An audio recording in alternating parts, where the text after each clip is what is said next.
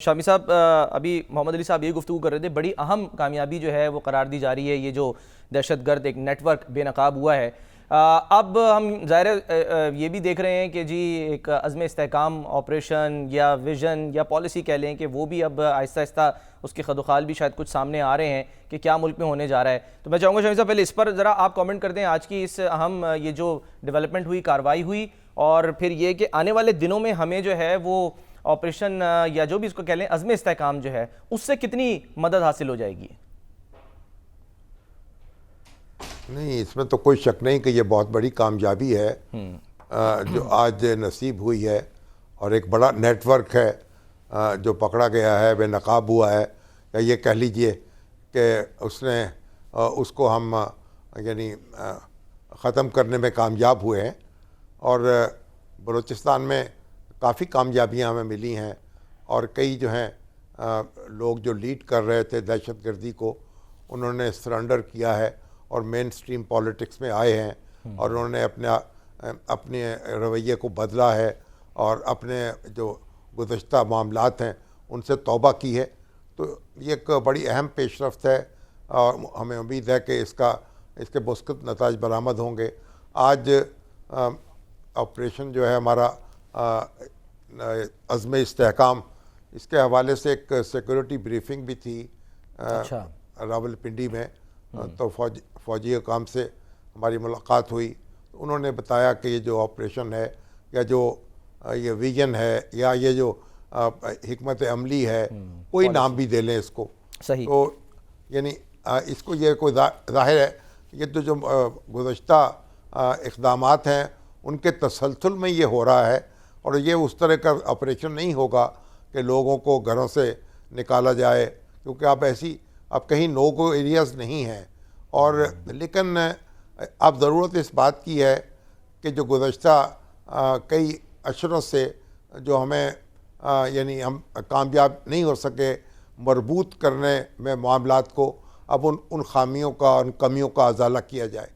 तो अब ज़रूरत इस बात की है कि सिविल इंतज़ामिया, अदलिया, सियासी जमातें और मीडिया सारे जो हैं मिलकर अब दहशतगर्दी के जो अफरीत है इसको शिकस्त देने के लिए यकजान हों, यक आवाज़ हों, और इस तरीके से, क्योंकि ये दहशतगर्दी है, ये सिर्फ फ़ौज तो इसको शिकस्त दे सकती है दहशतगर्दों को, लेकिन फ़ौज ये तो एक हिस्सा है ना उनका। रियासत पूरी जो है उसको इस काम पे लगना होगा।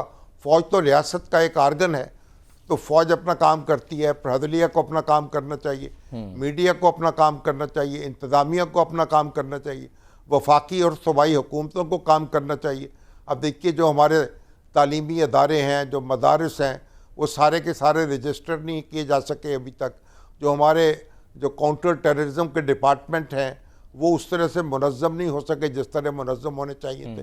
तो बहुत, और फिर जो रिहेबिलिटेशन है, जो इलाके हैं जहाँ ऑपरेशंस हुए थे, यानी फाटा का इलाका है, दूसरे इलाके हैं, वहाँ जो रिहेबिलिटेशन के लिए जो काम होना चाहिए था लोगों का वो नहीं हो सका। जो उसके लिए वसाइल फराहम किए गए वो वसाइल जो हैं वो ख़र्च नहीं किए जा सके मुनासिब अंदाज में। तो कई कमियाँ और कोताहियाँ जो रह गई हैं अब उनका अजाला करना है। अगर ज़्यादा मरबूत अंदाज में हमें मामलात को समेटना है और आगे बढ़ाना है, क्योंकि हमारी फ़ौज जिस तरीके से मुकाबला कर रही है दहशतगर्दी का, उसे दुनिया में इसकी मिसाल नहीं मिलती। और जितनी शहादतें हो रही हैं आप देखें, और जिस तरह से हमारे जो जांबाज हैं वो अपनी जानें निछावर कर रहे हैं, उसकी भी कोई मिसाल नहीं मिलती दुनिया की तारीख़ में, कि इतने कम वक्त में इतनी शहादतें हुई हों, कि और इतनी फ़ौज जो है उसने इतनी कुर्बानियाँ दी हों। तो अब इन सारी चीज़ों को तो हमें समेटना है, और फिर यह है कि सियासी महाज पर भी एक दूसरे के साथ जुड़ना है, अपने इख्तलाफात को ख़त्म करना है। तो ये सारे काम हैं जो हमें करने पड़ेंगे। और मेरा ख्याल है कि आज एक बड़ी अहम पेशरफ्त तो हुई है कि शहबाज शरीफ साहब ने। जी हाँ शामी साहब, मैं उस पर भी आता हूँ, क्योंकि आपने कहा कि सबको जो है वो मिलकर करना होगा। जी मोहम्मद अली साहब, ये फरमा दीजिएगा, इस वक्त जो एक जो देखने को आ रहा है, जाहिर है क्योंकि इसमें पॉलिटिकल जो इसका पहलू है वो भी देखना है। कुछ जमातें जो हैं जिसमें ज़ाहिर है मौलाना साहब भी शामिल हैं, उसमें PTI भी शामिल है, ये इस वक्त एक तरह से रिटेलिएट कर लें या जो भी कह लें कि मज़ाहमत कर रही हैं, कह रही हैं कि नहीं जी साथ ज़रूर देंगे लेकिन पहले जो है वो अवाम जो है वो फैसला करेंगे जहाँ पर ज़्यादा चांसेस हैं कि ये ऑपरेशन हो। आज जिरगा भी तो हुआ है ना। जी सर, जरगा भी हुआ APK है में। जी। असद कैसर साहब ने क्या कहा वो भी बताते हैं। जी, ये बड़ा अहम सवाल, मैं ये कह रहा हूँ कि बड़ा अहम सवाल किया आपने। इसके 3 पहलू मैं कुछ ही बता देता हूँ, वाज़ेह करना बड़ा जरूरी है। पहली बात ये है कि ये कोई फौजी ऑपरेशन नहीं है जिस तरह इससे पहले ज़रब और रद्दुल फसाद किया गया। ये बताना बहुत जरूरी है, इस कंफ्यूजन को दूर करना। ठीक।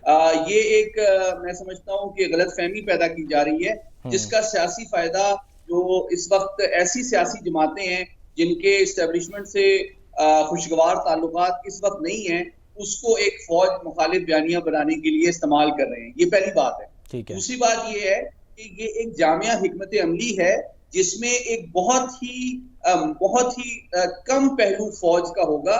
इसमें जो हरावल दस्ता है वो काउंटर टेररिज्म डिपार्टमेंट है, जिसके जो फील्ड ऑपरेटिव्स होते हैं वो इंटेलिजेंस ऑपरेटिव के तौर पे काम करते हैं। इसमें फौज जाके कोई घरों की तलाशी और पकड़ दकड़ नहीं करती। तो इस गलतफहमी को जाहिर करना बहुत जरूरी है।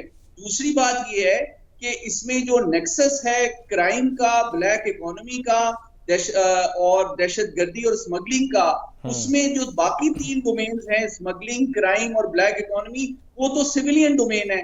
उसमें बुनियादी तौर पे मिनिस्ट्री ऑफ इंटीरियर के जो झैली इदारे हैं, चाहे वो FIA हो, चाहे वो कस्टम हो, चाहे वो पुलिस हो, उनकी जिम्मेदारी है कि वो भी अपनी जिम्मेदारी पूरी करें।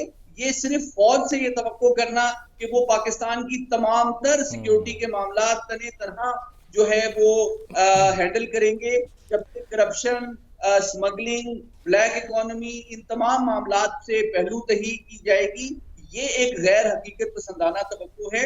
अगर हम इस हिकमत अमली के जो नताइज हैं वो भरपूर अंदाज में हासिल करना चाहते हैं, सलामती के साथ साथ इस्तेहकाम और खुशहाली के भी, तो उसमें तमाम सिविलियन इदारे और सियासी जमातों को मिलकर फौज के साथ खड़ा होना पड़ेगा, अपने सियासी शॉर्ट टर्म मफादात से बालातर होके। ठीक है। अच्छा मौलवी साहब, आपने ज़ाहिर फरमाया, शामी साहब बहुत बहुत शुक्रिया आपका। मोहम्मद अली साहब हमारे साथ आप मौजूद रहे।